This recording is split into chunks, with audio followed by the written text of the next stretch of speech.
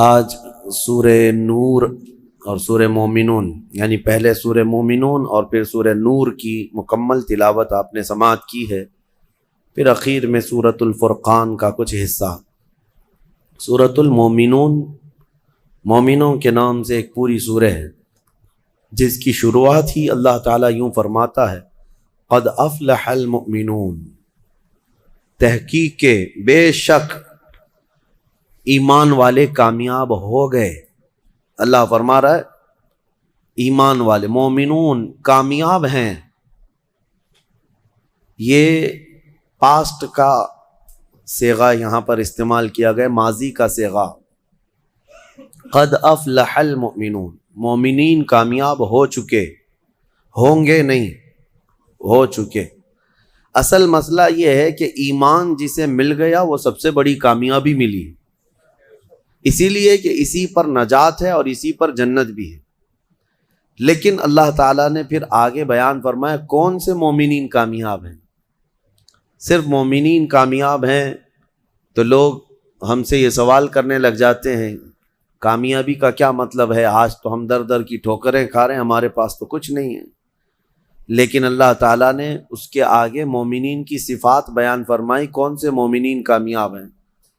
الذین هم فی صلاتہم خاشعون، وہ مومن کامیاب ہیں جو اپنی نمازوں میں گڑ گڑاتے ہیں، اللہ کو یاد کرتے ہیں، یعنی خشوع کے ساتھ، دل کے حضوری کے ساتھ جو نماز پڑھتے ہیں۔ پہلی بات تو نماز ہی نہیں پڑھتے، دل کی حضوری بات کی بات ہے۔ جن مومنین کی کامیابی کے متعلق اللہ تعالیٰ نے فرمایا ہے وہ دل کی حضوری کے ساتھ نماز ادا کرنے والے ہیں، نمازوں میں گڑ گڑانے والے ہیں۔ والذین هم عن اللغو معرضون، اور وہ مومنین کامیاب ہیں جو فحش چیزوں سے محفوظ رہتے ہیں، فحش بدکاریوں سے، نہ وہ بری بات بولتے ہیں نہ برے کام کرتے ہیں، ان کی کامیابی کی اللہ ضمانت دے رہا ہے۔ اور جو چوری میں، ڈکیتی میں، زنا میں ملوث ہیں، ان کا کیا اس سے تعلق ہے کامیابی سے؟ والذین هم للزکاة فاعلون، اور جو زکوٰۃ مکمل طور پر دیتے ہیں وہ مومنین کامیاب ہیں۔ 5ویں نمبر پہ والذین هم لفروجہم حافظون، اور وہ مومنین کامیاب ہیں جو اپنی شرمگاہوں کی حفاظت کرتے ہیں۔ اللہ تبارک و تعالیٰ نے یہاں پر جن مومنین کی کیٹیگری بیان کی ہے اس میں اگر ہم فٹ بیٹھتے ہیں تو پھر سوال بھی کریں آپ کہ ہماری کامیابی کہاں ہے، اور نہیں ہے تو پھر اس کی اصلاح کریں۔ نمازوں میں کہیں کمی ہوگی، یا لغویات میں ہوں گے، یا زکوٰۃ میں کم ہوں گے، یا پھر جو ہے اپنی حفاظت میں کمی ہوگی، کہیں نہ کہیں کوئی کمی ہوگی، ورنہ رب تبارک و تعالیٰ کا وعدہ برحق ہے کہ اللہ تعالیٰ نے جب قرآن میں کوئی چیز فرمایا کہ وہ کامیاب ہے تو کامیاب ہو کے رہے گا۔ اللہ کریم ہمیں ان اعلیٰ صفات والے مومنین میں شامل فرمائے۔ سورۃ المومنون میں اللہ تعالیٰ نے اور بھی دیگر ہمارے لیے احکام بیان فرمائے ہیں۔ اس میں اخیر میں اللہ تبارک و تعالیٰ اس کی آخری جو آیتیں ہیں وہ بڑی ہی ہمارے لیے درس والی ہیں اور ایک جھنجھوڑنے والی آیتیں۔ اللہ فرماتا ہے افحسبتم انما خلقناکم عبثا وانکم الینا لا ترجعون، کیا تم یہ سوچ کر کے بیٹھے ہو کہ تم کو ہم نے بیکار میں پیدا کیا اور تم ہماری طرف نہیں لوٹائے جاؤ گے؟ یہ اللہ تعالیٰ کا سوال ہے۔ تم یہ سوچ کر کے بیٹھے ہو کہ تم کو ایسی فالتو پیدا کیا گیا، بیکار میں پیدا کیا گیا؟ نہیں، تمہارا ایک بہت بڑا مقصد ہے پیدا کرنے کا۔ اللہ تعالیٰ نے ایک مچھر بھی دنیا میں بغیر کسی مقصد کے نہیں پیدا کیا، ہر ایک کی غرض ہے۔ ہمیں بھی جو پیدا کیا گیا ہماری ایک غرض ہے، وہ کیا ہے؟ اللہ نے خود قرآن میں فرمایا وَمَا خَلَقْتُ الْجِنَّ وَالْإِنسَ إِلَّا لِيَعْبُدُونَ، میں نے جنات اور انسانوں کو صرف اس لیے پیدا کیا کہ وہ میری عبادت کریں۔ اللہ کی عبادت کرنا یہ انسان کی تخلیق کا مقصد ہے، اور جو انسان اپنے اصلی مقصد کو بھول گیا پھر وہ انسانیت سے بھی ہٹ گیا ہے، انسانیت سے بھی ہٹ گیا ہے۔ ایک عجیب و غریب بات ہے، جس نے پیدا کیا تمہیں اس کو انسان نہیں پہچان پا رہا آج، اور اسی کی عبادت نہ کر پا رہا ہو، تو پھر اب کس کا ہو سکتا ہے؟ یہ کس کا ہو سکتا ہے؟ اسی لیے شیخ سعدی رحمۃ اللہ تعالی علیہ سے منسوب ایک بات ہے، آپ نے فرمایا جو نمازیں نہیں پڑھتا، جو اللہ کی عبادت نہیں کرتا، اس کو قرضہ بھی مت دو، قرض بھی مت دو۔ کہا کیوں؟ قرض سے اس کا کیا تعلق؟ کہا جو اللہ کا قرض نہیں ادا کر رہا وہ تمہارا کیا ادا کرے گا؟ قرض نہیں بلکہ اللہ کا فرض ہے، جو اللہ کا فرض نہیں ادا کر پا رہا ہو جبکہ وہ اس کا خالق ہے، تمہارے سے کیا تعلق ہے؟ انسانوں کا زیادہ سے زیادہ چند دنوں تک دوستی ہو سکتی ہے، یا رشتے بھی ہیں تو سانس تک، اس کے بعد کہاں تعلق ہے تمہارے؟ قیامت کے دن تو ماں بیٹے کو نہیں پہچانتی، بیٹا باپ کو نہیں پہچانتا، لیکن بندے اور خالق کا رشتہ تو ہمیشہ سے ہے اور ہمیشہ رہنے والا ہے۔ تم جب نہیں پیدا ہوئے تھے تب بھی تمہارا خالق اللہ ہی ہے، یعنی تمہیں نطفے سے لے کر کے یہاں تک لایا، یہاں بھی تمہارا خالق وہی ہے۔ قیامت کے دن جب وہ تمہیں دوبارہ اٹھائے گا تب بھی وہ تمہارا خالق ہے۔ خالق کا بندے سے رشتہ کبھی ختم نہیں ہوا، تو جو بندہ اپنے خالق کے ساتھ مکمل نہیں ہو سکا تو پھر وہ دوسرے کے ساتھ کیسے ہو سکتا ہے؟ دوسرے کے ساتھ اس کے کیا سلوک ہو سکتے ہیں؟ اسی لیے قرآن میں اللہ فرما رہا ہے کیا تم یہ سوچ کر کے بیٹھے ہو کہ ہم نے تمہیں خالی پیدا کیا ہے، اور کیا تم نہیں لوٹائے جاؤ گے ہماری طرف؟ لائے جاؤ گے، ہر ایک لوٹائے جائے گا، ہر ایک۔ ابھی چند دنوں پہلے کی ایک بات ہے، ایک چھوٹا سا رسالہ، ایک لٹریچر جو گوتم بدھ کی عبادت کرتے ہیں ان لوگوں کی طرف سے تھا کہ دنیا کا ایک بہت اعلیٰ ذہن کا انسان تھا، اس نے بہترین تعلیمات دی تھی، تو اس پر کسی نے، ایک مسلمان نے نکتہ لگایا تھا اور ان سے بحث ہو رہی تھی جو بدھسٹ ہیں۔ وہ یہی کہہ رہے تھے کہ آپ بدھا کی جو عبادت کرتے ہیں کیوں کرتے ہیں؟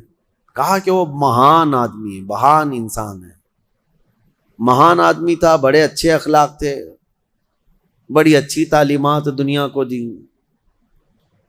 تو پھر پوچھنے والے نے پوچھا کہ وہ کہاں ہیں؟ کہا وہ تو چلے گئے۔ کب؟ کہا برسوں ہو گئے، 2500 سال پہلے تو انتقال ہو گیا، مر گئے۔ کہا آئے تھے اور چلے گئے۔ تو پوچھنے والے نے پوچھا تو یہ تو بڑے کمال کی بات نہیں، پھر ان کو لایا کون تھا اور واپس دنیا سے لے کے کون گیا؟ اگر وہ سب سے مہان ہے تو آج ہوتا اور ہم بھی اس کے پیچھے چلتے۔ کہا کہ اب وہ پیدا ہوا اور پھر دنیا سے چلا گیا، ہم یہ پوچھ رہے ہیں کون ان کو دنیا میں لایا تھا اور کون دنیا سے لے کے گیا؟ وہ بیچارہ خاموش ہو گیا۔ اس نے کہا کوئی تو طاقت ہوگی۔ کہا وہی طاقت ہر ایک کو موت کے بعد لوٹائے گی۔ دنیا کا چاہے سب سے بڑی طاقت کا انسان بھی کیوں نہ ہو، اسے موت ہے اور وہ اللہ کی بارگاہ میں لوٹایا جائے گا۔ اسی کو اللہ تعالیٰ فرماتا ہے تم کیا سوچ کر کے بیٹھے ہو کہ تم ہماری طرف نہیں لوٹائے جاؤ گے؟ تم سب کو اللہ کی طرف لوٹ کر کے جانا ہے۔ اس دن کو یاد رکھو، اس دن کو یاد رکھو جب یہ ساری چیزیں دھری کی دھری رہ جائیں گی اور تم آخری سفر پر نکل چکے ہوں گے، اور عجیب و غریب حالت میں ہم جاتے ہیں۔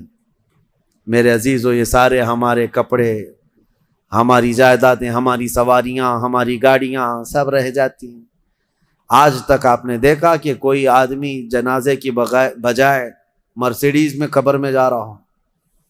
نہیں، وہ بھی 4 کندھوں پر بوجھ بن کر کے ہی جا رہا ہے۔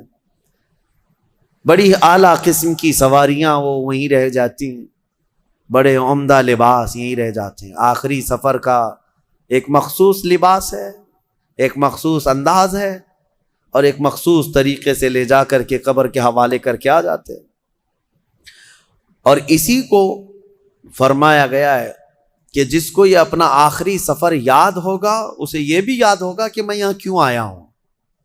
کبھی آج تک آپ نے اپنے اندر جھانک کر کے پوچھا، کبھی سوچا زندگی میں کبھی ایسا وقت آیا کہ ابھی جیسے مثال کے طور پر مسجد میں آ کر بیٹھے، ابھی میں آپ سے پوچھوں پکڑ کر کے کیوں آئے ہو یہاں پہ مسجد میں، فوراً آپ جواب دیں گے عبادت کے لیے آئے ہو۔ مسجد کا ہے کے لیے ہے؟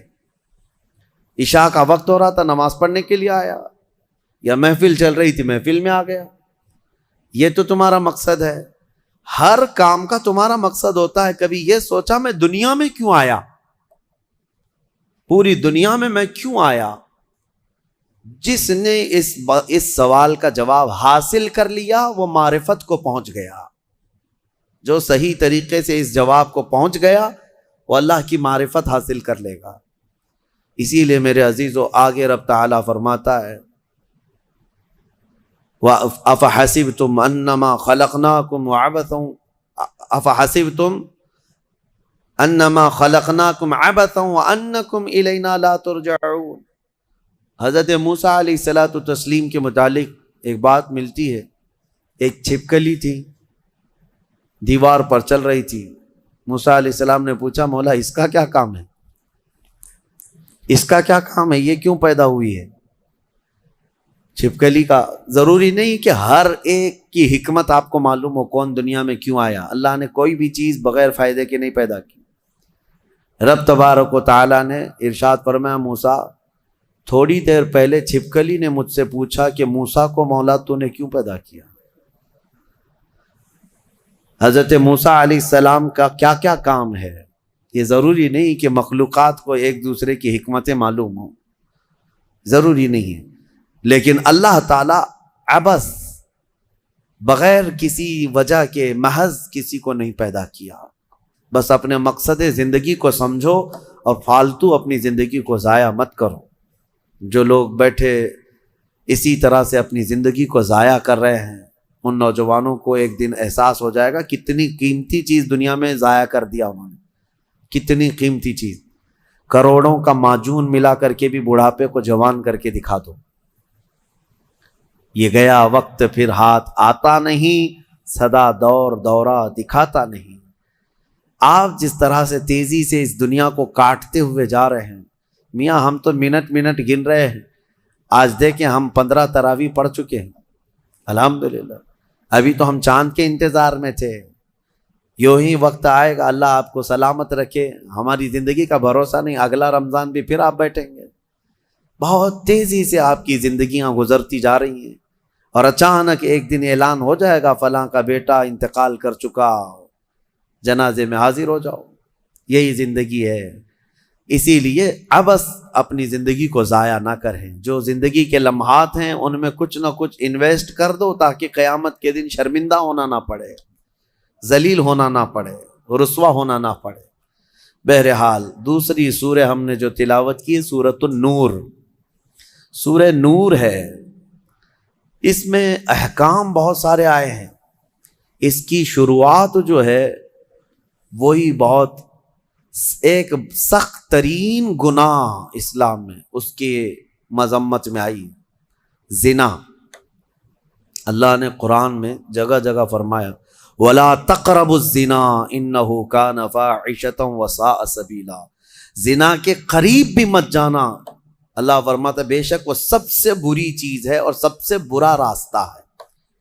نبی کریم صلی اللہ علیہ وسلم نے فرمایا کہ جب مومن کوئی مسلمان زنا کر رہا ہو تو ایمان کی حالت میں وہ زنا کر ہی نہیں سکتا۔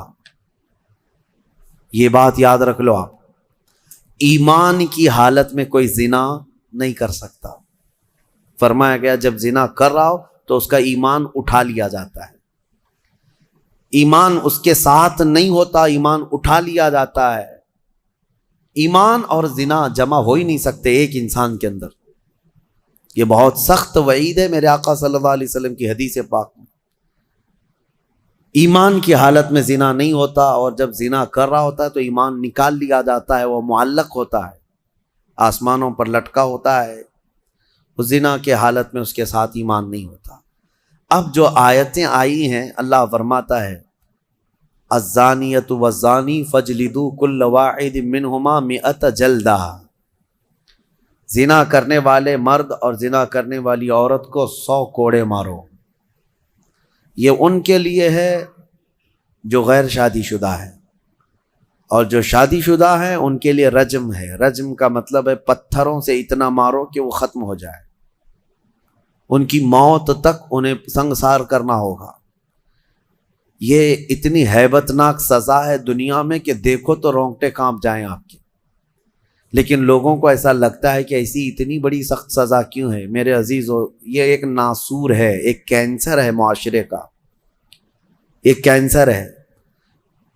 جب کیمو کرتا ہے ڈاکٹر تو بہت سخت تکلیف ہوتی ہے، کیمو تھراپی آسان نہیں ہے، پورے جسم کے بال جل جاتے ہیں، خون میں پتہ نہیں کیا سے کیا ہو جاتا ہے۔ کیوں؟ ایک پھوڑی کہیں پر کینسر کی آئی ہوتی ہے، اس کو ختم کرنے کے لیے پتہ نہیں 10 12 کیمو دیے جاتے ہیں۔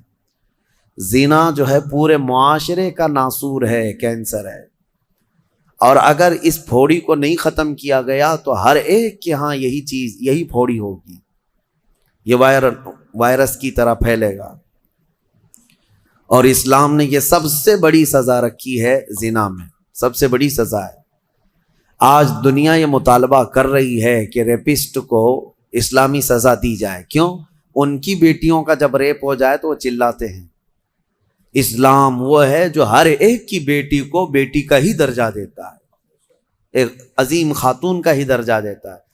زنا چاہے بالجبر ہو بالرضا ہو، دونوں زنا ہے، یعنی زور زبردستی کیا ہوا زنا ہی ہے، خوشی سے کیا ہوا اور بڑا گناہ ہے، اور بڑا گناہ ہے، اس میں اور زیادہ ہلاکت ہے۔ اس کے متعلق حدیث پاک میں ہے زانی کے لیے 15 عذابات ہیں، 15 عذاب ہیں، 5 دنیا میں دیے جائیں گے، 5 قبر میں دیے جائیں گے، اور 5 قیامت کے دن دیے جائیں گے۔ یہ 15 عذابات وہ جھیلتا رہے گا زانی، 5 دنیا میں، 5 قبر میں، اور 5 قیامت کے دن۔ جو سب سے بڑا عذاب ہے اس کے لیے، میں نے جو سمجھا، یہ 15 کی میں اگر تفصیل بیان کروں تو بہت لمبا ٹائم جائے گا۔ یہ 15 عذابات کیا کیا ہیں؟ دنیا میں جیسے اس کے رزق کی برکت ختم ہوگی، اس کے چہرے کی رونق اٹھا لی جائے گی، اور جو 5 عذابات اس کے دنیا میں ہونے والے ہیں، اس طرح سے 15 عذابات میں جو سب سے بڑا عذاب میں نے جو سمجھا وہ یہ ہے کہ قیامت کے دن رب تعالیٰ اس کی طرف نظر بھی نہیں فرمائے گا۔ یہ سب سے بڑا عذاب نہیں ہے تو اور کیا ہے؟ اور نبی پاک صلی اللہ تعالیٰ علیہ وسلم کی بہت ساری حدیثیں ہیں کہ اللہ تعالیٰ اس کو نہ عرش کا سایہ عطا فرمائے گا اور نہ اس کی طرف نظر فرمائے گا، بلکہ یہ فرمایا کہ جنت 500 سال کی مسافت سے اس کی خوشبو آ رہی ہوگی، لیکن زانی وہ خوشبو بھی نہیں سونگھ سکے گا۔ بڑی سخت سزا ہے۔ اور میرے عزیزو، اس سورے میں اللہ تعالیٰ نے کئی مرتبہ یہ زانیوں کا ذکر فرمایا، الزانیۃ والزانی فجلدوا کل واحد منہما 100 جلدہ، 100 کوڑے مارو، ولا تأخذکم بہما رأفۃ فی دین اللہ، اور اللہ کے دین میں کوئی ہمدردی مت لینا، یہ بھی حکم ہے۔ کسی کے ساتھ نرمی مت کرنا، ایسے اگر کسی کے ساتھ ہو گیا ہے تو۔ ان کنتم تؤمنون باللہ والیوم الاخر، اللہ فرما رہا ہے اگر تم اللہ اور آخرت پر ایمان رکھتے ہو تو ذرا برابر بھی نرمی نہ لینا اس پر۔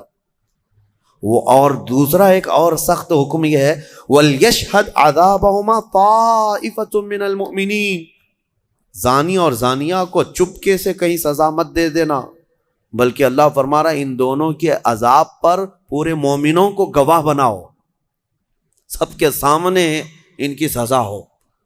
آپ کو پتہ ہے نبی پاک صلی اللہ تعالیٰ علیہ وسلم کے صحابہ میں حضرت ماعز اسلمی کا نام ملتا ہے، ایک صحابی تھے۔ یہ ایک دن روتے ہوئے بارگاہ رسالت میں آپ صلی اللہ علیہ وسلم میں آئے، کہا آقا مجھ سے گناہ ہو گیا ہے۔ حضور نے فرمایا کیا ہوا؟ کہا کہ میں بتا نہیں سکتا۔ حضور نے پھر پوچھا بتاؤ تو صحیح کیا ہوا ہے؟ کہا بولتا ہوں تو منہ کو کلیجہ آ جاتا ہے، کلیجہ منہ کو آ جائے اس طرح کی چیز ہے، میں نہیں کہہ سکتا۔ حضور نے فرمایا بتاؤ ماعز، تمہارے لیے ہم ذریعے حل تلاش کر کے بتا دیں؟ انہوں نے کہا یا رسول اللہ مجھ سے زنا ہو گیا ہے۔ اتنا کہنا تھا، نبی پاک صلی اللہ علیہ وسلم نے اپنا چہرہ پھیر لیا، صحابی ہیں حضور کی، خطا ہو گئی میرے آقا، لیکن آیا ہوں آپ کے دربار میں۔ جب حضور نے اپنا چہرہ پھیر لیا، اب بچا کیا تھا؟ اب وہ رونے گڑ گڑانے لگے، قدموں میں گر گئے، اتنا روتے رہے، اتنا روتے رہے۔ اسی کو شاید امام اہل سنت فاضل بریلوی نے ترجمانی میں اشعار میں یوں کہا ہے: یا رسول اللہ، تجھ سے جو منہ چھپاؤں تو کروں کس کے سامنے؟ کیا اور کسی سے توقع نظر کی ہے؟ بد ہیں تو آپ کے، بھلے ہیں تو آپ کے، ٹکڑوں پہ یہیں کے پلے ہیں، رخ کدھر کریں؟ نبی پاک صلی اللہ تعالی علیہ وسلم نے پھر ان کو اٹھایا اور پوچھا، بتاؤ ہوش میں ہو، ہوش و حواس میں کہہ رہے ہو؟ حضور نے جب پوچھا، کہا ہاں میں ہوش و حواس میں کہہ رہا ہوں۔ کہا تمہیں کوئی بیماری، کوئی غشی، کوئی نشہ تو نہیں؟ کہا نہیں، میں ہوش و حواس میں کہہ رہا ہوں۔ 3 مرتبہ جب پوچھا تو انہوں نے اقرار کیا۔ صحابہ سے میرے آقا نے فرمایا، دیکھو ماعز اقراری مجرم ہے، اسلام میں سزا ہے، یہ شادی شدہ ہے، لے جاؤ اس کو سنسار کر دو، سنسار کرو۔ خود میرے آقا صلی اللہ علیہ وسلم سزا میں تو نہیں گئے، صحابہ کے حوالے کر دیا۔ اب وہ مدینے میں ایک پہاڑی ہے جبل انم، وہاں پر لے جایا گیا اور پہاڑ کے اوپر سے ماعز اسلمی کو ڈھکیل دیا گیا۔ وہ لڑکتے ہوئے نیچے آئے، تھوڑا سا، بہت اونچی پہاڑی نہیں ہے، وہ چھوٹی پہاڑی ہے۔ پھر وہاں سے جتنے صحابہ تھے ان سب نے پتھر مارنا شروع کیا، اور سب اتنے پتھر برسائے گئے تھے کہ ماعز اسلمی کی روح نکل گئی، انتقال ہو گیا، زخمی حالت میں تھے۔ جب واپس آئے میرے آقا صلی اللہ علیہ وسلم غمگین تھے۔ اس وقت صحابہ سے پوچھ رہے تھے، بتاؤ ماعز کے ساتھ کیا کیا تم نے؟ کہا حضور سب ان کو سنسار کر رہے تھے۔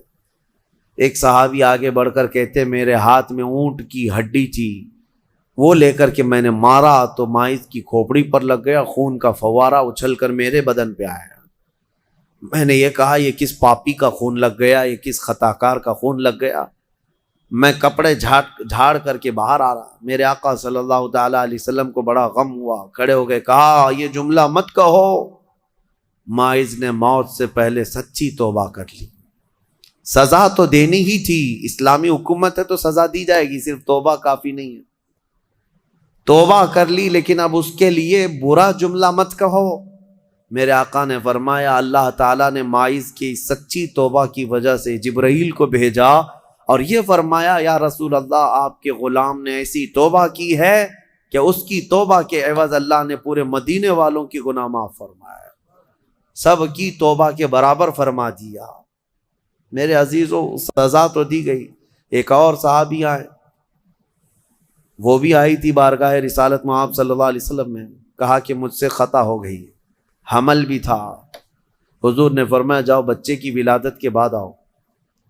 بچہ پیدا ہو گیا، وہ بچہ کو 1 دن 2 دن کا بچہ تھا، وہ لے کر کے حاضر ہو گئی، کہا مجھے پاک کر دیجئے، مجھے پاک کر دیجئے۔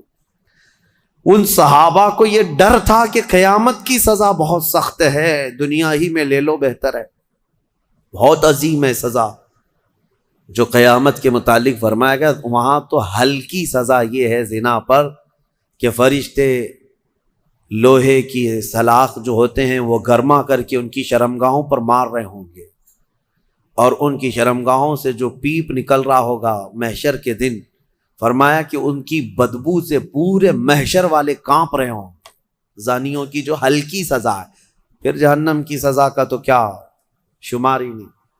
لیکن یہ صحابیہ آئیں، کہا کہ حضور نے فرمایا بچہ ہونے کے بعد، اور بچہ لے کر کے پھر آئی۔ حضور نے فرمایا ابھی تو پیدا ہوا بچہ، اس کا حق ہے، اس کو جاؤ دودھ پلا کے آؤ۔ حضور پاک صلی اللہ علیہ وسلم کے پاس سے وہ گئیں، 2 سال تک دودھ پلایا، اور پھر جب بچہ تھوڑا بہت چلنے پھرنے لگ گیا، غلط صحیح کو پہچاننے لگ گیا، تو آئی حضور کی بارگاہ میں، کہا یا رسول اللہ، اب میرا بچہ میرے بغیر رہ سکتا ہے؟ یہ صحیح غلط کو پہچاننے لگ گیا، اب دودھ بھی چھوڑ چکا ہے، مجھے پاک کی کریں۔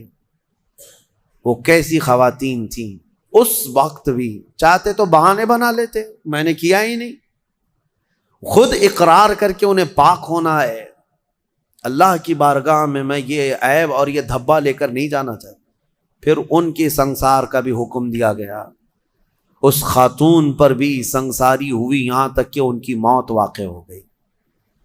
میرے عزیز و اسلام میں بڑی عظیم سزائیں ہیں، صرف میں یہ دنیاوی سزا آپ کو سنا رہا ہوں، اس سے گیس کر سکتا ہے آدمی دنیا میں جو ہائیسٹ سزا ہے اسلام میں وہ زنا پر ہے، لیکن یہ بھی کہا گیا ہے کہ یہ صرف اور صرف 100 میں سے 99 حصہ بھی اس کا یہاں سزا نہیں دی جا رہی، باقی 99 درجے زیادہ حشر کے دن اس کی سزا ہے۔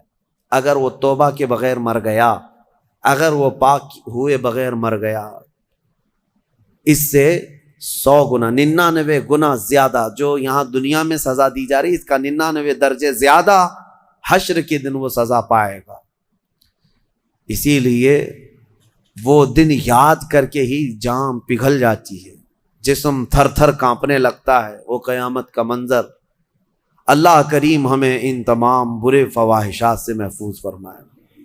اس سورہ میں اللہ تعالیٰ نے فرمایا یا ایھا الذین آمنوا لا تدخلوا بیوتا غیر بیوتکم حتی تستأنسوا وتسلموا علی اہلہا، اے ایمان والو دوسروں کے گھروں میں ڈائریکٹ ایسے داخل مت ہو جاؤ جب تک کہ تم سلام نہ کر لو، یہ تمہارے لیے بہتر ہے۔ گھر میں جانے کے آداب میرا مولا سکھا رہا ہے، ڈائریکٹ گھس نہ جانا کسی کے گھر میں، سلام کرو پہلے اور آگے پوچھ رہے ہیں، آگے کی باتیں بتاتا ہوں۔ دروازے پر کھڑے ہو کر کے دستک دو، 3 مرتبہ دستک دینا ہے، اگر 3 بار میں بھی جواب نہیں آیا تو فرمایا گیا واپس پلٹ جاؤ، اس کے پیچھے نہ لگ جاؤ۔ وَإِن قِيلَ لَكُمُ ارْجِعُوا فَارْجِعُوا، اگر کہہ دیا جائے کہ لوٹ جاؤ تو لوٹ جاؤ، اور لوٹ جانے کے لیے کچھ جگہ پر کہا جاتا ہے اور کچھ جگہ اشارے مل جاتے ہیں۔ جواب نہیں آ رہا ہے گھر کے اندر سے تو وہاں سے نکل جانا چاہیے۔ آگے آیت میں ہے لَيْسَ عَلَيْكُمْ جُنَاحٌ أَن تَدْخُلُوا بُيُوتًا غَيْرَ مَسْكُونَةٍ فِيهَا وَمَتَاعٌ لَكُمْ، ہاں ایسا کوئی گھر ہے جس میں کوئی رہتا ہی نہیں ہے تو اس گھر میں ایسی بغیر کسی کو سلام کیے ایسی داخل ہو گئے تو اللہ فرما رہا ہے کوئی گناہ نہیں، تمہارا سامان رکھا ہوا ہے کسی گھر میں لیکن رہنے والے کوئی نہیں ہے۔ یہاں پر یہ احکام متفرع ہوتے ہیں، تمہارا ہی گھر ہے، تم نے کسی کو کرائے سے دے رکھا ہے، تب بھی تمہیں اس گھر میں جانے کی اجازت نہیں جب تک کہ کرایہ دار رہ رہے ہیں۔ باہر سے سلام کرو، اور سلام کرنے کے اہل نہیں ہیں تو دستک دو۔ ضروری نہیں ہے کہ صرف سلام کے ذریعے ہی سے لوگوں کو پہچانا جائے، سلام کے اگر اہل نہیں ہیں وہ لوگ جو رہ رہے ہیں تو دستک دو، اس لیے کہ کون کس حالت میں بیٹھا ہوا ہے یا بیٹھی ہوئے تمہیں اندازہ نہیں۔ یہاں تک کہ حکم یہ ہے کہ دروازے پر دستک دے کر کے دروازے کے بالکل سامنے کھڑا ہونا بھی یہ درست نہیں، بلکہ فرمایا گیا دائیں جانب ہو جاؤ یا بائیں جانب ہو جاؤ، اس لیے کہ اگر کوئی خاتون دروازہ کھولے تو تمہارا آمنا سامنا نہ ہو جائے۔ یہ اسلام ہے۔ اور آگے اس کے فوراً آیت آتی ہے اے محبوب آپ فرما دیں مومنین سے یغضوا من ابصارہم ویحفظوا فروجہم، اپنی آنکھیں نیچی رکھیں، اپنی شرمگاہوں کی حفاظت کریں۔ زنا کی ابتدا آنکھوں سے شروع ہوتی ہے، آنکھوں سے ہوتی ہے، اور اللہ تعالیٰ نے وہیں پر بند باندھ دیا۔ نہ تمہاری آنکھیں بہکیں نہ تمہارے باقی کے اعضاء بہکیں، تم اپنی آنکھوں کی حفاظت کرو۔ نہ دیکھا ہوتا تو جسم کے اندر جذبات نہیں آتے، جسم کے اندر یہ خواہشات نہیں آتے، یہ فواحشات نہیں آتے۔ اسی لیے فرمایا گیا النظرۃ سہم من سہام الشیطان، نظر جو ہے شیطان کے تیروں میں سے ایک تیر ہے، چاہے عورت تمہیں دیکھ رہی ہو یا تم عورت کو دیکھ رہے ہو، یہ نظر جو ہے شیطان کا تیر ہے۔ عورتوں کو ہم پردے کیا حکم کیوں کہتے ہیں؟ اس لیے کہ بہتوں کی نظروں میں زہر ہوتا ہے، اور جیسی ہی وہ نظر ڈالتے ہیں ان کے جسم پر آ کر کے وہ نظر تیر لگتا ہے، عورت کے اندر وہ بری نظر کے اثرات پیدا ہو کر کے بری خواہشات پیدا ہو جاتے ہیں۔ اسی لیے عورتوں کو کہا گیا کہ وہ اپنی حفاظت کریں، پردے میں رہیں۔ مرد حضرات کے لیے بھی حکم ہے کہ وہ اپنی آنکھیں نیچی رکھیں۔ تم نے اگر آنکھوں کو آوارہ چھوڑ دیا تو یہ آنکھیں تمہیں زنا تک لے جائیں گی۔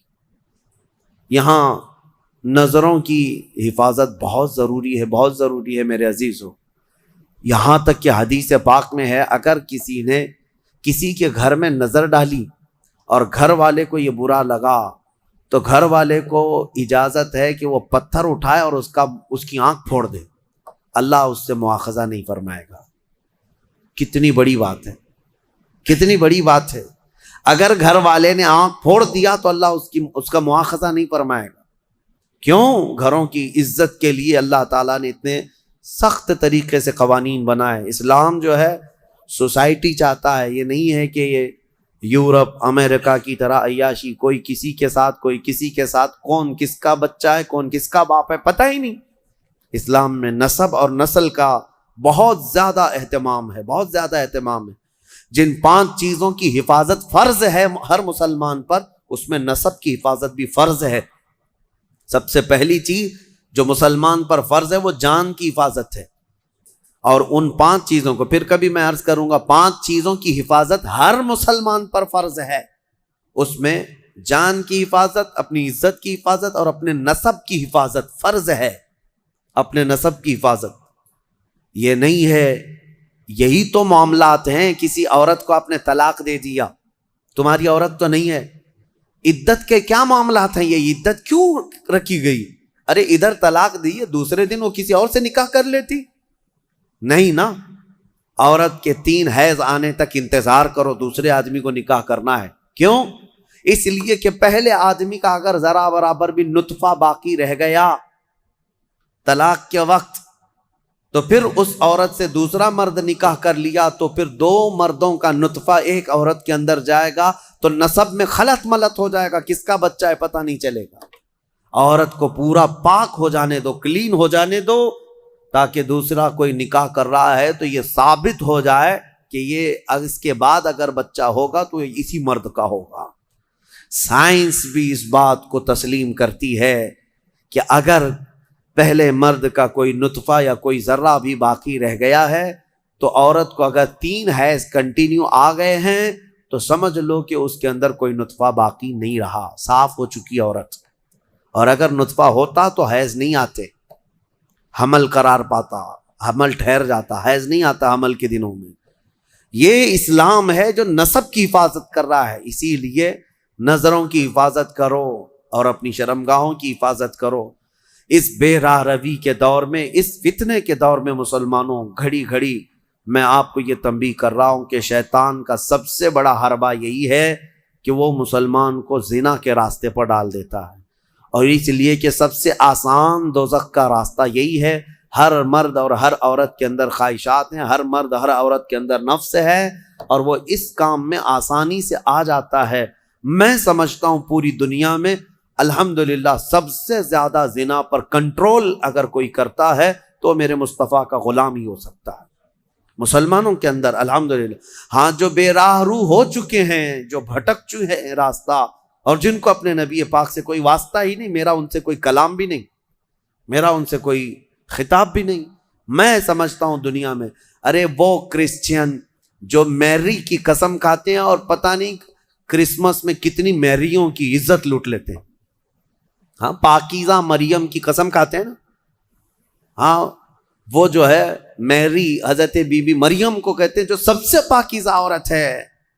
اگر سب سے پاکیزہ خاتون پر ان کا ایمان ہے تو پھر یہ کرسمس میں ہوتا کیا ہے؟ پتہ نہیں کتنی عورتیں اس دن زنا کی شکار ہو جاتی ہیں۔ تو یہ میری کی قسم اٹھانے والے ہی میریوں کو لوٹ لیتے ہیں۔ اسلام یہ نہیں ہے۔ اسلام میں نہ مسلمان خاتون کو نہ ہی غیر مسلم خاتون کو تمہیں نظر بھر کر کے دیکھنے کی اجازت ہے۔ ہاں، اگر کوئی بھٹک گیا ہے تو اسلامی حکم پر نہیں چل رہا ہے، لیکن اگر اسلام پر چل رہا ہے تو میں دعوے کے ساتھ کہہ سکتا ہوں، دعوے کے ساتھ، پوری دنیا میں اس مرض پر سب سے بہترین کنٹرولنگ کا راستہ کسی کا ہے تو وہ محمد رسول اللہ کا ہے، میرے آقا صلی اللہ علیہ وسلم۔ میرے عزیزو، اس سے بچنے کے لیے ہی تو میرے آقا نے فرمایا کہ شادی کر لو، نکاح کر لو، نکاح کو آسان بناؤ تاکہ زنا کرنا مشکل ہو جائے۔ اور میں نے اس سے قبل بھی کہا تھا کہ جوان ہو جائے کوئی لڑکی تو اسے جلد سے جلد نکاح کر کے دے دو، اور اگر کوئی جوان لڑکا ہے خواہش ہے نکاح کی تو اس کے لیے زیادہ دیر انتظار نہ کرو۔ اگر گناہ میں پڑنے کا اندیشہ ہے، نکاح کیا ہے؟ سنت ہے نا میرے مصطفیٰ کی، النکاح من سنتی، حدیث پڑھ سنتے ہوں گے آپ خطبہ نکاح میں بھی، حضور نے فرمایا نکاح میری سنت ہے، یہی سنا نا آپ نے؟ لیکن شریعت کا حکم یہ ہے کہ وہ مرد جس کو گناہوں میں پڑنے کا اندیشہ ہے اس کے لیے نکاح سنت نہیں، نکاح فرض ہے۔ اب جتنی تاخیر کرے گا اتنا اس پر گناہ بڑھتا جائے گا، اس لیے فضول اور بے حیائی کے کاموں میں پڑنے سے تو بہتر ہے کہ حلال راستے پر چلا جائے۔ اللہ کریم ہم سب کو کہنے سننے سے زیادہ عمل کی توفیق عطا فرمائے۔ اس سورہ نور میں جو ایک بہت بڑا عظیم واقعہ تھا اس کو میں کہہ نہ پایا، سیدہ ام المومنین طیبہ طاہرہ عائشہ صدیقہ رضی اللہ تعالیٰ عنہا میرے آقا کی رفیق حیات بلکہ وہ محبوبہ رسول تھیں، ان پر ایک الزام لگایا تھا منافقین نے، اس کا دفاع کیا میرا مولا اور آیت نازل فرمایا شان عائشہ میں، صدیقہ طاہرہ کی شان میں آیت نازل ہوئی۔ ہوا یہ تھا کہ ایک جنگ سے حضور واپس آ رہے تھے، جنگ غزوہ بنو مصطلق، وہاں سے واپسی میں حضرت عائشہ بھی اس سفر میں حضور کے ساتھ تھیں۔ رات کا وقت تھا، ایک جگہ قافلہ رک گیا تو قافلہ جب رکتا تھا تو اونٹ کے اوپر جو کجاوا ایک جو ہے حجرے کی طرح بنا دیا تھا، جھونپڑی بنا دی جاتی تھی جو ام المومنین کے لیے ہوتی تھی، حضور کی ازواج مطہرات پردے میں جاتی تھی، وہ اٹھا کر کے زمین پر رکھ دیا۔ حضرت عائشہ کی عمر بھی چھوٹی تھی، کم عمر کی تھی، تو وہ بڑی ہلکی بھی تھی، جو صحابہ اٹھاتے تھے اٹھا کر کے رکھ دیتے تھے۔ رات کا وقت تھا اور وہ وہاں پر سو گئی، کجاوے سے باہر نکل کر کے سوئی۔ پھر ہوا یہ کہ قافلہ چل پڑا، حضرت عائشہ صدیقہ وہیں رہ گئی۔ وہ کجاوا اٹھا کر کے جو صحابہ تھے انہوں نے اونٹ پر رکھ دیا اور یہ سوچا کہ اس میں ام المومنین ہیں، سو رہی ہوں گی، اٹھا کر کے اونٹ پر رکھ دیا، باندھ دیا اور اونٹ چل پڑا، جبکہ ام المومنین کہیں اور سوئی ہوئی تھی۔ یہ رہ گئی بات۔ اب قافلہ مدینے کی طرف رواں دواں تھا، پیچھے سے قانون یہ تھا قافلے میں ایک صحابی بہت پیچھے چلتے تھے کہ قافلے سے چھوٹا ہوا کوئی سامان ہو تو وہ اٹھا کر کے لے کے آ جاتے تھے، کسی کا کچھ بھی رہ جاتا تو وہ حضرت صفوان ایک صحابی تھے، وہ پیچھے چلے آ رہے تھے، انہوں نے دیکھا ام المومنین عائشہ صدیقہ اکیلی تھی، انہوں نے دیکھتے ہی کہا یہ کیا ہے، انا للہ و انا الیہ راجعون، کیا ہوا ہے؟ انہوں نے اپنا چہرہ پھیر لیا اور ام المومنین نے پردہ کر لیا۔ ام المومنین کہنے لگیں کہ قافلہ چلا گیا اور میں رہ گئی، نیند میں تھی۔ انہوں نے کہا ان کے ساتھ جو اونٹنی تھی اس پر ام المومنین کو سوار کیا اور نکیل پکڑ کر کے چلتے رہے۔ اب جب مدینے آئے تو بدمعاش قسم کے اوباش قسم کے ذلیل منافقین نے ام المومنین پر یہ تہمت لگانا شروع کیا کہ محمد رسول اللہ کی بیوی کسی اور مرد کے ساتھ چلی گئی تھی، نعوذ باللہ۔ حضرت عائشہ ان کے ساتھ چلی گئی تھی، قافلے سے الگ آئی ہیں، یہ بہت بھدا الزام۔ اسی کے متعلق قرآن میں آج ہم نے جو سورہ نور پڑھا ہے نا، اس میں ایک آیت ہے والذین یرمون المحصنات ثم لم یأتوا باربعۃ شہداء فجلدوہم 80 جلدہ۔ اللہ فرماتا ہے جو مومنہ عورتوں پر الزام لگاتے ہیں، تہمت لگاتے ہیں، اور اگر 4 گواہ نہیں لا پائیں گے تو حکم شرع یہ ہے کہ 80 کوڑے مارو ایسے آدمی کو جو تہمت لگایا۔ اور پھر فرمایا کہ زندگی بھر پھر کبھی اس کی گواہی قبول نہیں کی جائے گی، وہ مردود الشہادہ ہے، اس کی کوئی گواہی نہیں قبول کی جائے گی جو تہمت لگاتا ہے۔ اب سنو، جب عائشہ صدیقہ رضی اللہ تعالیٰ عنہ مدینے آ گئیں تو یہ باتیں پھیلنے لگ گئیں اور بہت پھیل گئیں۔ نبی پاک صلی اللہ علیہ وسلم کو بتایا گیا کہ ایسی ایسی باتیں آپ کی زوجہ کے متعلق ہیں۔ حضور پاک صلی اللہ علیہ وسلم حضرت عائشہ کے پاس آئے، پوچھے عائشہ یہ کیا میں سن رہا ہوں؟ حضرت عائشہ صدیقہ رضی اللہ تعالیٰ عنہ رونے لگ گئیں، بڑا پیار کرتے تھے میرے آقا ان سے اور وہ بھی بہت محبت کرتی تھی۔ حضور پاک صلی اللہ علیہ وسلم نے پھر ہوا یہ کہ حضرت عائشہ سے بات کرنا بھی چھوڑ دیا حضور نے، کہ میں اس وقت تک انتظار کروں گا جب اللہ تعالیٰ کا حکم آ جائے۔ اب یہ ام المومنین کے لیے کتنا ڈیفیکلٹ اور کتنا سخت مرحلہ ہوگا کہ کائنات کے آقا و مولا جن کی وہ زوجہ ہیں وہ بات نہیں کر رہے اور گھر پہ نہیں آ رہے ہیں۔ تو حضرت عائشہ اپنے مائکے چلی گئیں حضرت ابوبکر صدیق کے گھر، تو حضرت ابوبکر صدیق بھی بات نہیں کر رہے، پتہ نہیں کیا ہوا، لیکن معاملہ کچھ بھی نہیں تھا۔ آج کے منافقین بھی اس واقعے کو اٹھاتے ہیں اور کیا کہتے ہیں رسول اللہ کو علم غیب نہیں تھا، اگر غیب کا علم ہوتا تو اتنے دن تک حضور اپنی بیوی کے متعلق تھوڑی نہ خاموش رہتے۔ اس وقت کے منافق تہمت عائشہ صدیقہ پہ لگا رہے تھے، آج کے منافق جو ہے حضور پاک پر یہ تہمت لگاتے ہیں علم غیب نہیں تھا۔ سنو، میں دونوں مسئلے حل کرتا ہوں، اس کا حل بتاتا ہوں۔ یہ صحابہ کا بڑا امتحان تھا، 1 مہینے تک یہ معاملہ چلتا رہا مدینے میں۔ حضرت عمر فاروق رضی اللہ تعالیٰ عنہ کو حضور نے بلایا، ایک باری باری ہر ایک سے پوچھنے لگے۔ حضرت عمر سے پوچھا تمہارا کیا خیال ہے عائشہ کے بارے میں، یہ جو تہمت لگائی گئی ہے، جو افواہ ہے۔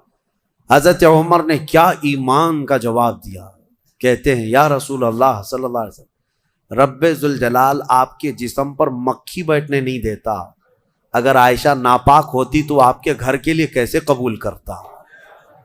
نکاح تو اللہ نے فرمایا آپ کا، اور کوئی ناپاک عورت آپ کی اہل میں آ کیسے سکتی ہے، وہ اہل بیت ہے۔ یہ حضرت عمر کا جواب تھا۔ سیدنا عثمان ابن عفان نے بھی ایسا ہی عشق کا جواب دیا، کہا کہ جس کا سایہ زمین پر نہیں پڑتا اس کی بیوی بدکار کیسے ہو سکتا؟ اللہ تبارک و تعالیٰ نے محفوظ رکھا۔ اب جو خواتین صحابیات تھیں ان کو بھی حضور بلانے لگے، پوچھنے لگے عائشہ کے بارے میں کیا خیال۔ یہ در حقیقت ہے کہ امتحان چل رہا تھا۔ وہاں جو منافق تھے وہ تو کہنے لگے، جب منافق کون تھے؟ ظاہر وہ مسلمان ہی تھے، حضور کے پیچھے نماز پڑھتے تھے، بڑی بڑی باتیں کرتے تھے، لیکن اندر کیا تھا وہ کیا ہے؟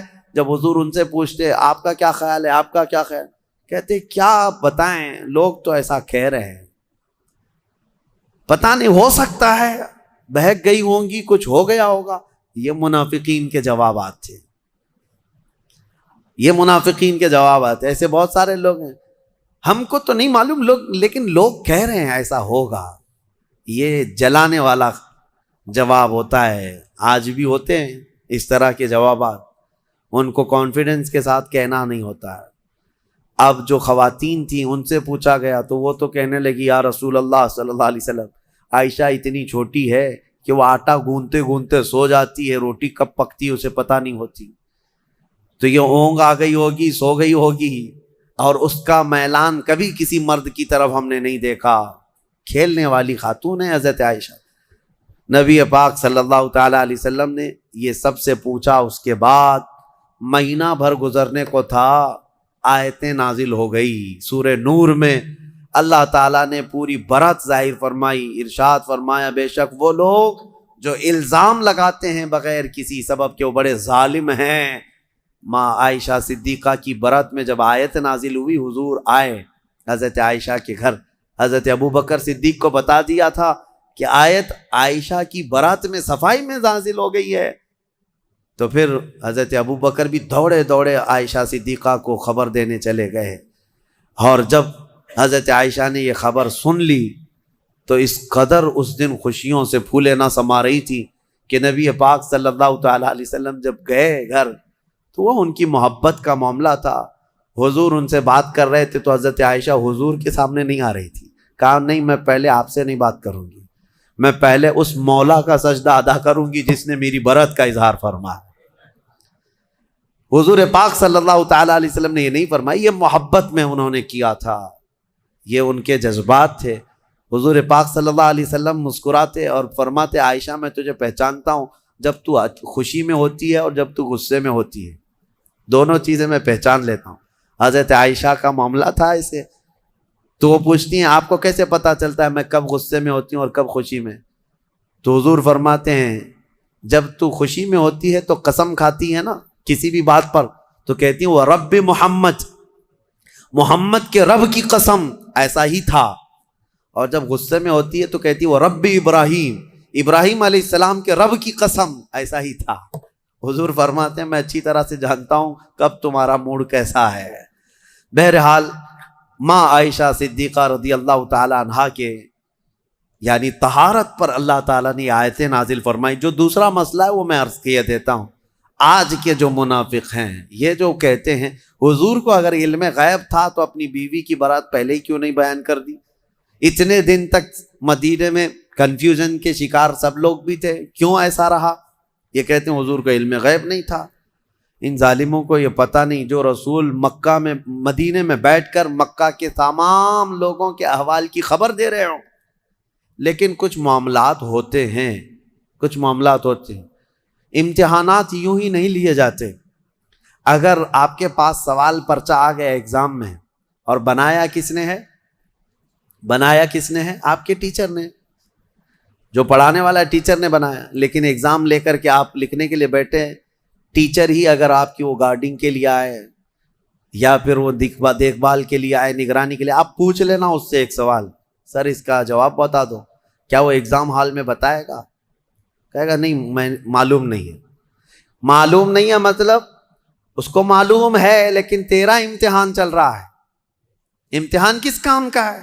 بنایا ہے پرچہ اسی نے, امتحان وہی لے رہا ہے, لیکن وہ کچھ سوالات کے جوابات نہیں دیتا تو اس کا مطلب یہ نہیں کہ اس کو علم نہیں ہے. علم ہے لیکن تیرا امتحان چل رہا ہے. آپ کو پتا ہے ایسا معاملہ ابھی سورہ یوسف میں گزر چکا. حضرت یوسف علیہ السلام نے کیا کیا تھا؟ یوسف علیہ السلام کے جب بھائی آئے تھے غلہ لینے کے لیے, ان کے چھوٹے بھائی بنیامین, ان کے تھیلے میں انہوں نے کھٹوری ڈال دی تھی, پتا ہے نا. اور اس کے بعد کیا کیا؟ اعلان کروا دیا شاہی خزانے کی کھٹوری چوری ہو گئی, ڈھونڈو کس کے اس میں ہے, ڈھونڈو. حضرت یوسف علیہ السلام نے اعلان کروا دیا تھا اور سب کے غلے ڈھونڈتے جائے. وہ 10 بھائیوں کی بھی تلاش کر رہے تھے. قرآن میں یہ بھی ہے فَبَدَأَ بِأَوْعِيَتِهِمْ, ان کے سب تھیلیوں کو ٹٹولا گیا. حضرت یوسف علیہ السلام خود ہی ٹٹول رہے تھے. کس کو؟ 10 بھائیوں کے تھیلوں کو ٹٹول کر کے دیکھ رہے تھے, اس میں ہے, اس میں ہے. اور ڈالا کس کے تھیلے میں تھا؟ چھوٹے بھائی کے تھیلے میں ڈالا تھا. یہ 10 کو کیوں ٹٹول رہے تھے؟ کیا یہ بھی تم الزام لگاؤ گے کہ یوسف علیہ السلام کو معلوم نہیں تھا کون سے تھیلے میں؟ معلوم سب تھا. وہاں ایک مصلحت تھی کہ اللہ نے حضرت یوسف کو ایسا کرنے کا حکم دیا تھا. قرآن میں اللہ فرمایا کذالک کدنا لیوسف, ہم نے یوسف کو اس طرح کی ہدایت دی تھی کہ وہ ایسا کریں. تو وہاں حضرت یوسف علیہ السلام کے بارے میں یہ مانتے ہو اللہ نے ان کو ایسا کرنے کا حکم دیا تھا, تو پھر یہ غزوہ بنی مستلق کے بعد والے واقعے میں, ام المومنین کے واقعے میں یہ کیوں نہیں تسلیم کرتے کہ میرے آقا کو 1 مہینے تک اللہ نے خود ہی یہ فرمایا تھا کہ محبوب آپ کے سارے آس پاس آنے والوں کا امتحان ہو جائے, جو ایمان والا ہو ان حالات میں بھی میرے مصطفیٰ کی بڑائی بیان کرے گا, اور جو منافق ہے وہ چن چن کر کے برائیاں پیدا کرنے کی کوشش کرے گا. صلی اللہ علیہ وسلم نے فرمایا جو زنا کرتا ہے اس وقت اس کا ایمان اٹھا لیا جاتا ہے. ایمان کے ساتھ کوئی زنا کر ہی نہیں سکتا, ایمان کی حالت میں کوئی زنا میں مبتلا ہو ہی نہیں سکتا. جس وقت وہ زنا میں مبتلا ہو اس کا ایمان اٹھا لیا جاتا ہے. یہ اسلام میں سب سے سنگین جرم ہے, سب سے بھیانک گناہ ہے. بلکہ بعض حدیثوں میں ہے کہ جب کوئی اجنبی مرد اور اجنبی عورت جن کا کوئی اسلامی تعلق نہیں ہے, رشتہ نہیں ہے, وہ جب تنہا ہوتے ہیں اور خواہشات نفسانیہ ان کی ابھر آتی ہیں, شہوت باہر آتی ہے, تو اللہ کا عرش بھی ہلنے لگ جاتا ہے. یہ اتنا بڑا بھیانک گناہ ہے. اللہ تبارک و تعالی سخت ترین عذاب ان لوگوں کو دے گا جو زنا میں مبتلا ہیں. بلکہ ایک روایت یہ ملتی ہے قیامت کے دن وہ لوگ آئیں گے جو زنا میں مبتلا تھے اور انہیں ننگا لایا جائے گا, اور ان کی شرمگاہوں پر لوہے کے سلاخوں سے فرشتے آگ تپا کر کے داغ رہے ہوں گے ان کی شرمگاہوں کو, وہ عورتیں ہوں یا مرد ہوں, ان کو تپایا جا رہا ہوگا, اور اس کی بدبو اس قدر سخت ہوگی کہ پورے اہل محشر ان سے پریشان ہو چکے ہوں گے. ان کے شرمگاہوں سے بدبو بہت تیز نکلے گی. یہ وہ لوگ ہوں گے جن کو بھرے محشر میں بتایا جائے گا کہ یہ لوگ اپنی شرمگاہوں کی حفاظت نہیں کرتے تھے, یہ زنا جیسے گناہ میں مبتلا تھے. میرے عزیزو, قرآن کیا کہتا ہے؟ وَلَا تَقْرَبُوا الزِّنَا, تم زنا تو دور کی بات ہے اس سے قریب تک بھی مت جاؤ, قریب تک بھی مت جاؤ. قریب جانے کا مطلب کیا ہے؟ آنکھوں سے اور اس کے بعد زبان سے. انسان یہاں سے قریب ہوتا ہے. ایک اجنبی مرد کسی کو دیکھتا ہے, عورت کو, یہاں سے شروعات ہوتی ہے, پھر بات چیت کرتا ہے, یہ ڈبل شروعات ہے, اور اسی سے میرے مولا نے قرآن میں روکا ہے. تم اگر ابتدا میں ہی اگر رک گئے تو بڑے بھیانک جرم سے بچ جاؤ گے. اور زنا کرنے والے پر 15 عذاب ہیں، 15 عذاب، 5 دنیا میں دیے جائیں گے، 5 قبر میں اور 5 قیامت کے دن۔ 5 جو دنیا میں دیے جائیں گے وہی سخت ہیں کہ اس کے چہرے کا نور ختم کر دیا جائے گا، اس کا رزق ہٹا دیا جائے گا، اس کی اولاد سے صالح اولاد ختم کر دی جائے گی، نسل خراب ہو جائے گی۔ زنا کے جو 5 عذاب ہیں دنیا میں وہی سخت ہیں، چہرہ بگڑ جائے گا، بارونق نہیں ہوگا چہرہ، بے رونق ہو جائے گا، رزق میں کٹوتی، بے برکتی آ جائے گی۔ ان تمام چیزوں سے مومنین اپنے آپ کو بچائے رکھیں۔ یہ سورہ مومنین ہے، اور اس کے بعد سورہ نور کی ہم نے تلاوت کی۔ سورہ نور میں اللہ تبارک و تعالیٰ نے یہی زنا کی مذمت بیان کی، شروع کی آیتیں ہیں کہ ایک اجنبی مرد یا عورت زنا کر لیں۔ زنا کیا چیز ہے؟ غیر شادی شدہ مرد اور عورت کا ملنا اور اپنا جسمانی سکون حاصل کر لینا یا شہوات نفسانیہ کو پورا کر لینا، یہی زنا ہے۔ تنہا ہو جانا، ایک دوسرے کو چھو لینا یا ایک دوسرے کے ساتھ وقت بتانا، گزارنا، جمع کرنا، یہ زنا کے تمام مبادیات کے ساتھ ساتھ ہے۔ اللہ فرماتا ہے الزانیۃ والزانی فاجلدوا کل واحد منہما 100 جلدہ۔ مرد اور عورت دونوں جب زنا کر لیں تو اللہ فرماتا ہے 100 کوڑے مارے جائیں گے انہیں۔ اسلامی حکومت ہو تو 100 کوڑے مارے جائیں گے، اور سب کے سامنے مارے جائیں گے۔ وَلَا تَأْخُذْكُمْ بِهِمَا رَأْفَةٌ فِي دِينِ اللَّهِ إِن كُنتُمْ تُؤْمِنُونَ بِاللَّهِ وَالْيَوْمِ الْآخِرِ۔ مولا فرماتا ہے ان لوگوں کے بارے میں اپنے دل میں ذرا برابر بھی نرمی مت لاؤ اگر تم اللہ پر اور قیامت پر یقین رکھتے ہو، اور ان کے عذاب کو وَلْيَشْهَدْ عَذَابَهُمَا طَائِفَةٌ مِّنَ الْمُؤْمِنِينَ، ان دونوں کی سزا پر سارے مومنین کو گواہ بناؤ۔ سب کے سامنے یہ سزا دی جاتی ہے، لیکن یہ سزا دینا آسان بھی نہیں ہے۔ کوئی آ کر کے ایرا غیرہ بول دیا کہ فلاں زنا کر رہے تھے تو قاضی صاحب فوراً کوڑے مروا دیں گے یا سنسار کر دیں گے، ایسا نہیں ہے۔ 4 گواہ کا ہونا ضروری ہے، جنہوں نے ایسا دیکھا ہو جیسے سوئی میں دھاگا پروتے ہوئے دیکھا ہو، اور چاروں جو ہے وہ شرعی گواہ ہوں۔ ہاں، تب جا کر کے یہ زنا کا ثبوت ہوتا ہے، پھر اس کے اوپر سزائیں ہوتی ہیں۔ بہرحال یہ ایک بھیانک جرم ہے، اللہ تعالیٰ اس سے ہماری حفاظت فرمائے۔ اس میں آیت افک ہے۔ حضرت ام المومنین عائشہ صدیقہ رضی اللہ تعالیٰ عنہا پر بعض منافقین نے الزام لگایا تھا۔ غزوہ بنو مستلق، ایک غزوہ جس میں حضور گئے تھے، ساتھ میں ام المومنین بھی گئی تھی۔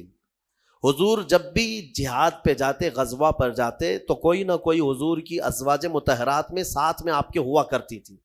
اس غزوے میں حضرت عائشہ ساتھ میں تھیں۔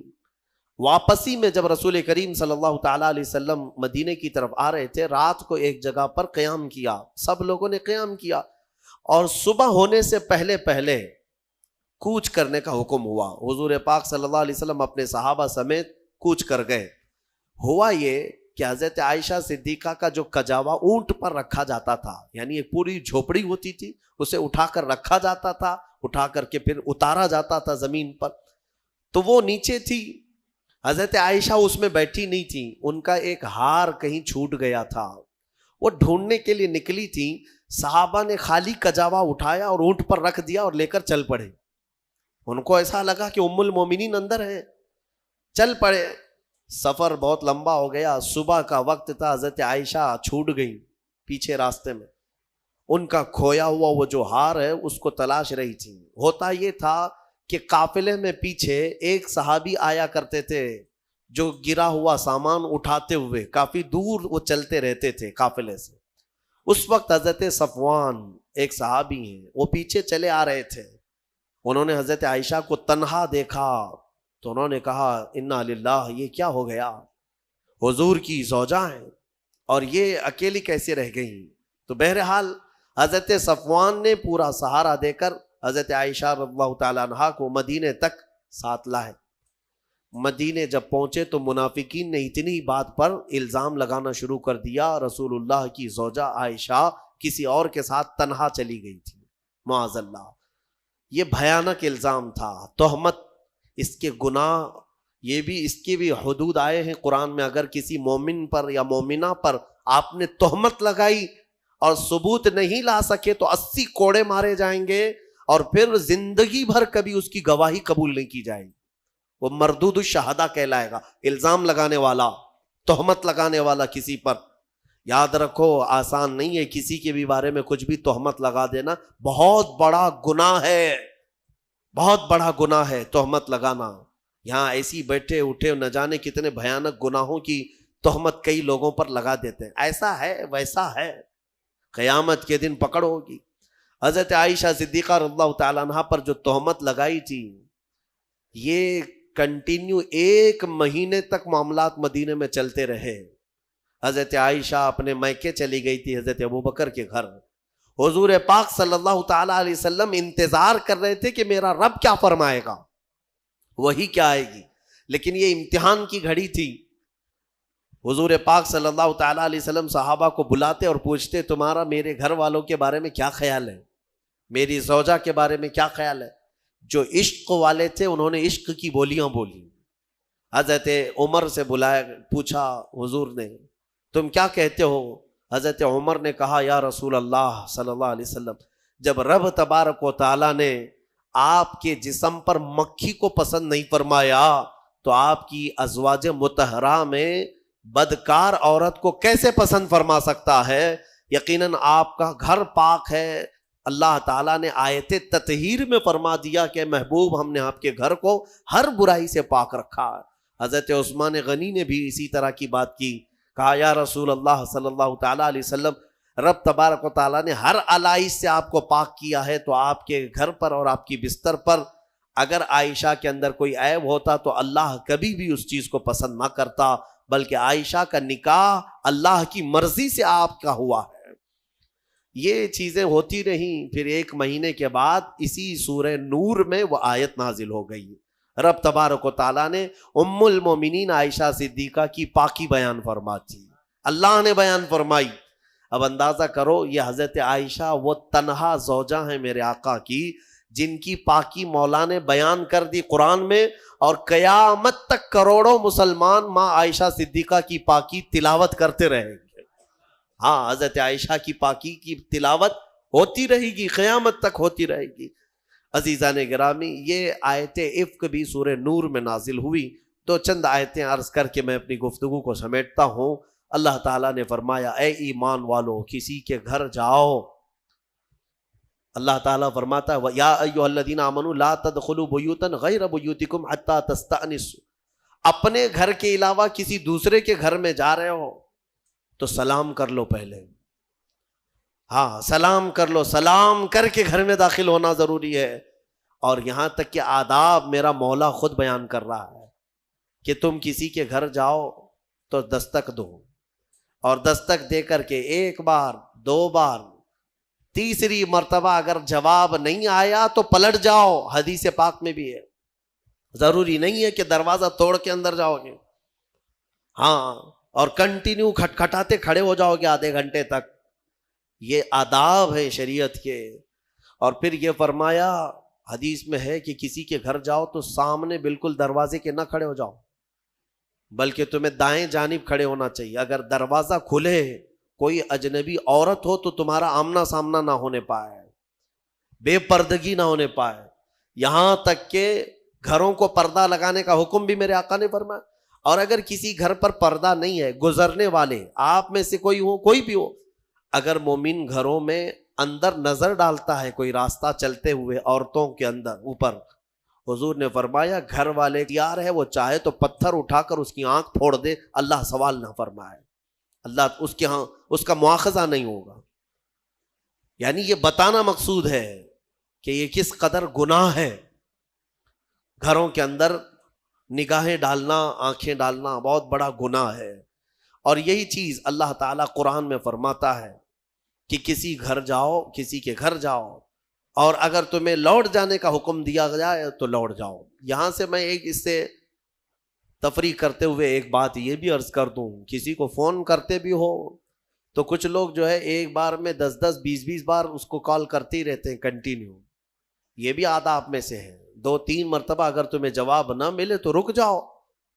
تمہیں یہ تو پتہ نہیں کہ وہ کس حالت میں ہے، نماز پڑھ رہا ہے، کھانا کھا رہا ہے، واش روم میں ہے، بیت الخلاء میں ہے، تم کو تو ایسا لگتا ہے کہ ہمیشہ تمہارے وہ سیوا کے لیے بیٹھا ہی ہے، اٹھا ہی لینا چاہیے.